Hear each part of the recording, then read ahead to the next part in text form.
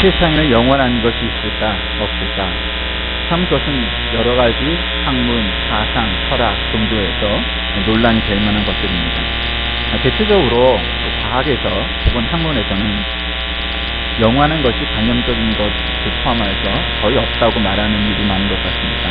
또 대체적으로 종교에서는 영원한 것이 있다고 말하는데 그것은 신 혹은 하느님의 개념으로 말하는 것들이 참 많습니다. 우리 하나님을 믿는 그리스도인의 입장에서 영원한 것이 있느냐 아니 혹은 없느냐 하는 논란은 쉽게 종결될 수 있습니다.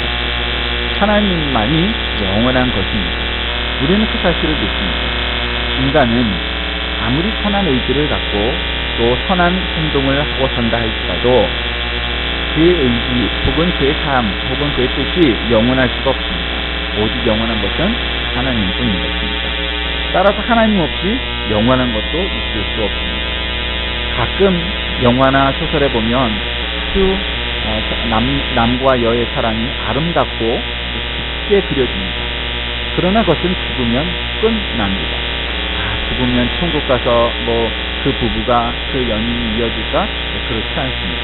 천국 가서는 부부도 연인도 존재하지 않습니다. 그러므로 결론적으로 하나님 외에는 세상에 영원한 것이 없다는 겁니다. 예전에 어떤 바보 하나가 강물을 건너면서 보물을 갖다 숨기려고 노력을 하다가 그 강물에다가 떨어뜨렸습니다. 근데 그 강물이 조그만 이런 천이 아니고 아주 그냥 바다 같은 그런 큰 강이었습니다. 그래서 나중에 물어봅니다. 그 바보에게, 야, 그 보물을 어디다가 내려놨냐?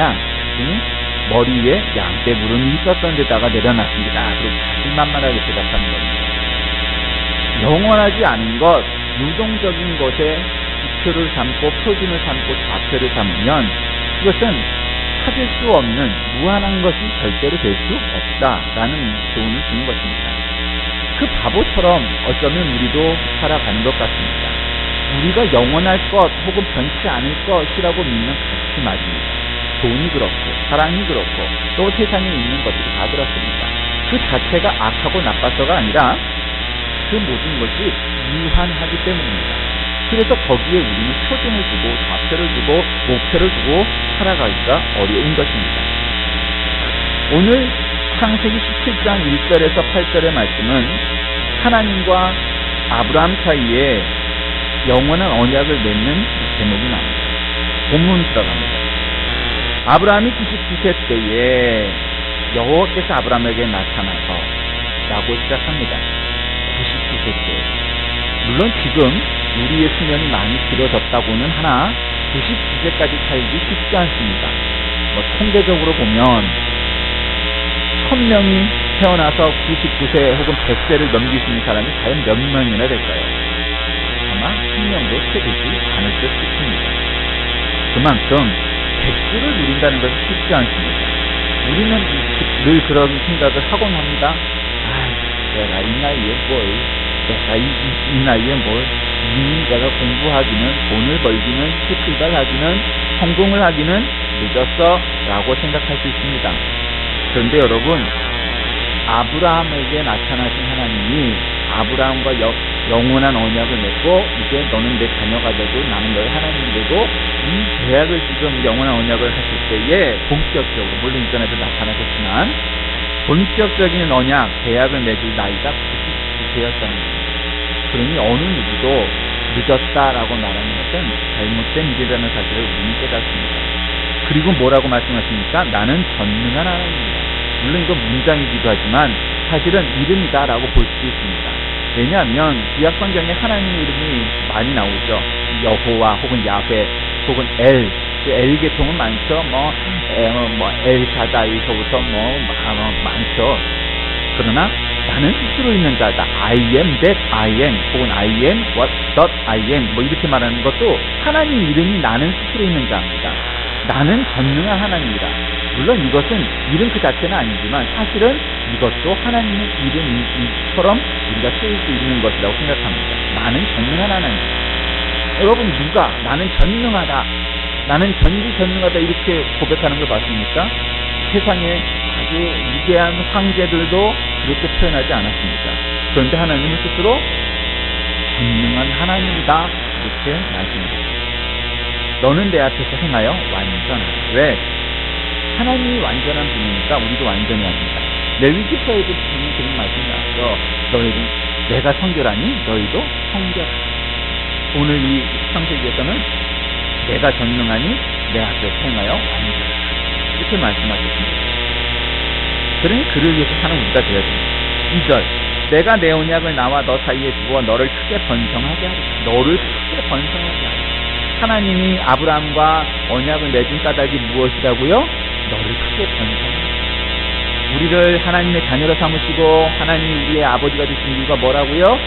우리를 크게 번성하게 하시기 위함인 것을 믿으시기 바랍니다. 3절에 아브라함이 엎드렸더니 하나님이 또 그에게 말씀하여 이르시되 엎드렸더니. 여러분 여기서 엎드렸더니라는 말은 물론 이제 엎드린 거죠. 기계적으로 보면. 그러나 엎드렸다는 것은 전통적으로 두 가지 의미가 있습니다. 하나는 하나님 앞에 경배, 엎드려 경배하다, 즉 예배하다라는 측면이 있습니다. 원래 우리도 어른한테 절을 한다고 그러면은 엎드려서 절을 하는 거예요. 그게 전통의 인사죠. 우리가 그냥 고개를 숙이는 것은 약식이죠. 사실은 악수를 하는 건 서양식이고요. 원래 불어 단어 중에 엉브라스에라는 단어가 있는데 이것은 원래 키스하다라는 뜻도 있지만 인사하다라는 것도 쓸 수 있습니다. 그 마찬가지로 엎드리는 것은 첫 번째로는 예배를 드리는 거죠. 또 하나는 순종의 의미가 있는 거죠. 그 예배는 사실은 순종인 거예요. 그러니까 아브라함이 하나님 앞에 어떻게 했다고요? 예배를 드리듯 또 순종하듯 그렇게 태도를 보인 거죠. 그랬더니 하나님이 뭐라고 말씀하십니까? 보라 내 언약이 너와 함께 있으니 너와 함께 있으니 너는 여러 민족의 아버지가 될 것이다. 여러 민족의 아버지, 즉 열국의 아기. 예전에는 우리가 그렇게 표현했었죠. 열국의 아버지가 되겠다는 거예요. 열국이 뭐예요? 온 세상의 아버지가 되겠다는 거죠. 여러분 이슬람에서도 아브라함이 나오죠. 구약 성경을 다 그대로 쓰니까. 그러니까 아브라함이라는 것은 우리가 믿음의 조상 아브라함은 7명의 아들, 7명의 아들이 있었던 건 천성적이지 않지만 어쨌거나 우리가 그 노래를 할 때 믿음의 조상이라고 아브라함을 표현하지 않습니까? 즉 아브라함은 뭐다? 모든 사람들의 조상이 된다. 특히 믿음의 조상이 된다는 겁니다. 여러분 이건 참 중요합니다. 우리가 돈을 못 벌 수도 있고요. 이 세상 살면서 막 위대한 위인전에 안 나오고 인명사전에 안 나오는 사람이 될 수도 있고 사실은 대부분의 99.9%가 모두 그런 사람입니다. 그러니까 우리가 위대한 위인이 난 돼야겠다 해서 모든 사람이 다 될 수 있는 것은 아닙니다. 그러나 여러분 우리가 믿음의 조상이 될 수 있는 누구든지 있는 것을 믿으시기 바랍니다. 최소한 위대한 믿음의 조상 이런 건 아니어도 믿음을 바톤 터치해주는 계승하는 그런 사람은 돼야 되지 않겠습니까?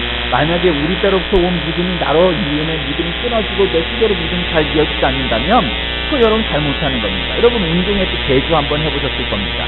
어떤 팀이 1등으로 달리고 있습니다. 막 그냥 크게 벌어졌습니다. 그런데 바톤을 떨어뜨려 어떻게 됩니까? 2등 3등 팀인데 역전당합니다. 그래서 어떻게 됩니까? 1등으로 골이 못하고 우승 못하고 꼴찌가 됩니다. 마치 그렇듯이 내 순서에 이 믿음의 바톤을 우리가 잘 넘겨받아서 후손에게 후발주자에게 잘 건네주는 것이 내 역할인데 그것을 잘 감당하지 못한다면 우리 팀, 즉 우리 가문, 우리 절의 인류 모두가 사실은 크게 승리하지 못하고 패배할 수밖에 없다는 것입니다. 그러므로 우리가 이 믿음의 바톤을 잘 넘겨주는 사람이 되어야 됩니다. 아브라함은 사실은 그의 삶이 혹은 그의 인격이 무흠하다, 흠이 없다, 이렇게 하고 정말 저게 완벽하다 이렇게 표현할 수는 없지만 그러나 하나님께서 분명히 그를 기억하시는 건 그의 잘못도 있고 여러 가지가 있지만 참 믿음 하나가 있었던 사람이어서 그를 믿음의 조상이라고 그렇게 별명을 붙여주시고 열국의 아비, 여러 민족의 아버지 될 수 있도록 만드신 것 아니겠습니까? 우리 모두가 참 믿음의 조상, 믿음의 아버지, 믿음의 어머니 이런 칭함을 받는 여러분들이 다 되시길 바랍니다. 그래서 5절에 보니까 이제후로는 내 이름을 아브라함이라 하지 아니하고 아브라함이라 하니, 그러니까 아브라함이라는 것이 열국의 아비죠. 열국의 아버지가 사례도 열국의 어미가 되는 거죠. 그러니까 뭐 물론 직접적인 뜻은 뭐 공주 뭐 이런 뜻이 있지만 결국 열국의 아비, 열국의 어미 이런 여러 민족의 아버지, 여러 민족의 어머니가 되게 하는 거죠. 그 여러 민족의 아버지가 되게 할 것이다. 우리는 여기서 또 어떤 걸 깨달을 수 있습니까? 지금은 이슬람교가 있고 불교가 있고 뭐가 있지만 세상 끝날 많은 사람들이 뭐 100%는 아니겠죠. 분명히 지옥 갈 사람도 있으니까. 그러나 많은 사람들이 아브라함은 믿음의 조상이다 여기 태어나는 사람들이 오게 될 것이라는 거죠. 6절 내가 너로 심히 번성하게 하리니 번성하게 해도 어떻게 번성하게 해주신다고요?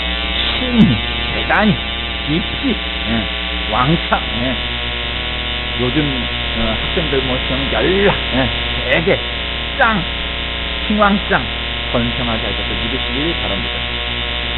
꿈을 꾸는 사람은 그런 꿈을 꾸어야 되는 것입니다. 물론 평범한 사람 아름답고 소중하고 고귀한 것입니다. 그러나 하나님의 꿈을 꾸는 사람들은 그와 같이 심히 번성할 꿈을 꾸는 사람들이 또한 돼야 할 줄을 믿으시기 바랍니다. 400년 동안 노예 생활을 했던 사람들이 간 그 세계 최강국, 지금으로 한 미국과 같은 나라에서 여러분 우리나라 사람들이 미국에서 사는데 너무 막 그냥 핍박을 받고 박해를 받으니까 갑자기 어느 목사님 혹은 어떤 장로님 하나가 미국 LA에 딱 서갖고는 너희들이 우리를 핍박하니까 내가 이 민족을 데리고 한국으로 돌아갈 것이다. 우리를 놔줘라. 만약 이런다면 지금은 자유민 미국까지만 그런 동건제 시대라고 생각해보면 여러분 그 미국이 허락하겠습니까?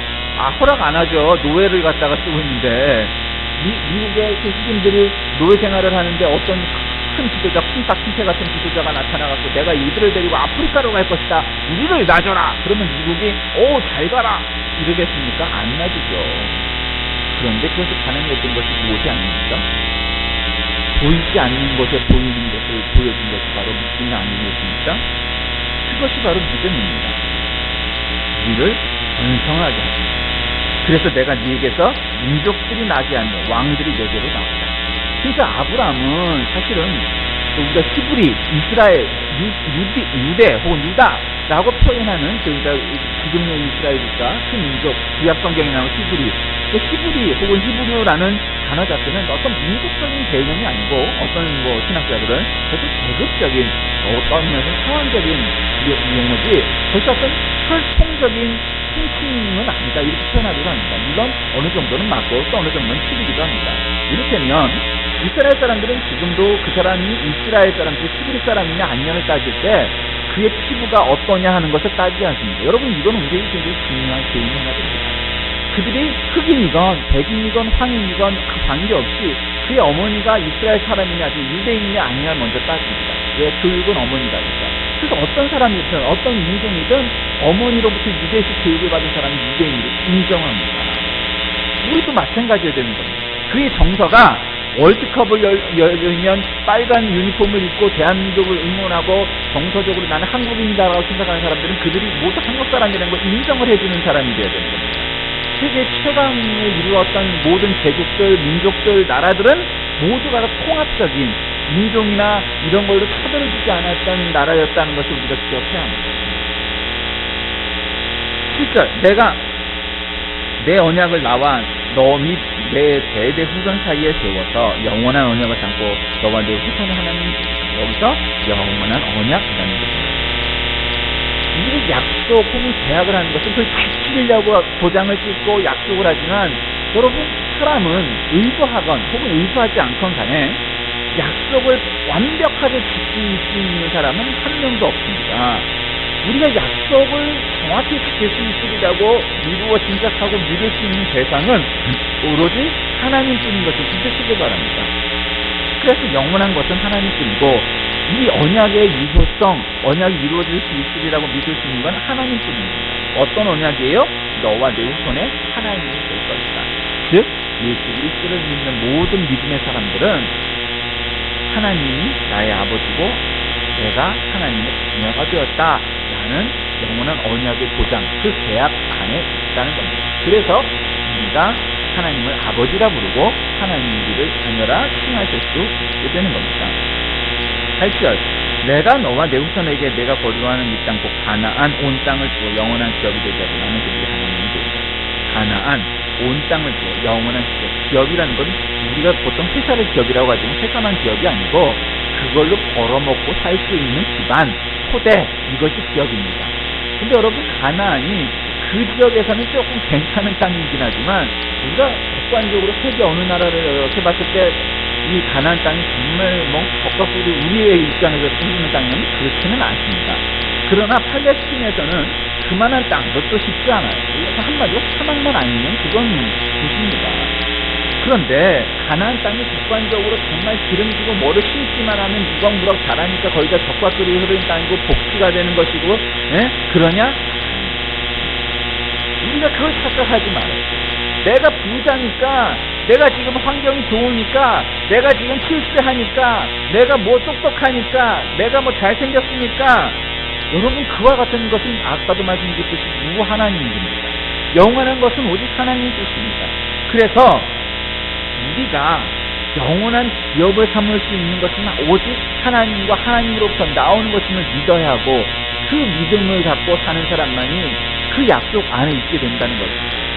하나님이 아닌 것으로부터, 그 인간적인 요소로부터 나온 것들을 우리가 그것이 마치 영원할 것처럼 믿으면 아무리 이뻐도 늙으면 이쁜 사람은 없습니다. 젊은 게 있는 겁니다. 아무리 돈이 많아도 언제 그돈 날아갈지 알 수 없습니다. 지혜와 지식이 많아도 그걸 유용할지 안 할지 알 수 없습니다. 그리고 꼭 똑똑한 사람이 행복하거나 뭐 이렇게 살라고 보장도 없습니다. 그러나 하나님은 이게 영원한 기업되는 것을 믿으시려고 합니다. 내 주머니에 지금 당장 돈이 없을지라도, 내 능력이 부족할지라도, 내가 내 앞길이 캄캄한 터널 속에 있는 것 같을지라도 오직 가나안 땅, 영원한 기업을 주시는 하나님을 믿고 하나님이 우리의 영원한 하나님이 되신다고 약속하셨기에 그 약속을 믿으니 하나님이 우리를 가나안 땅, 즉 영원한 기업을 주셔서 그 기업을 통해 심히 번성케 하여 주옵소서. 그렇게 기도한다면 저와 여러분 모두가 번성하고 번성하는 영원한 언약 안에 있는 영원한 하나님의 자녀가 될 것입니다. 이 약속을 믿고 살아나시는 우리 모두가 되어야 됩니다. 말씀을 내주시겠습니다. 자, 오늘 본문을 통해서 우리는 뭘 깨닫게 됩니까? 어떤 날도 늦은 날은 없다 하는 것이고요. 둘째로는 하나님이 완전한 분이시니까 우리도 완전하려고 노력, 경주해야 한다는 것입니다. 또 셋째로 하나님이 아브라함을 여러 민족의 아버지, 열국의 아비로 삼았습니다. 그래서 어떻게 만드셨다고요? 우리를 심히 번성하게 하시는 것이고, 우리에게 영원한 언약, 우리 후손에 하나님 되리라 약속하셨기에 우리가 그 약속 믿고 하나님이 주신 땅, 하나님의 기업, 영원한 기업을 통해 심히 번성하게 될 것이라는 약속을 믿는 자마다 그와 같은 이 약속이 여러분 모두에게 나타날 것이라는 사실입니다. 영원한 언약, 하나님만이 주시는 유일한 축복입니다. 하나님 오늘도 영원한 언약을 통해 우리를 자녀 삼으셨고 대대 손손 우리의 하나님이 되신 것을 깨닫게 됩니다. 우리 모두가 그와 같은 사실을 깨닫고 하나님을 온전히 믿어 이 영원한 언약과 복락 누리는 우리 모든 후손 되게 하여 주옵소서. 예수님의 이름으로 간절히 기도드립니다. 아멘.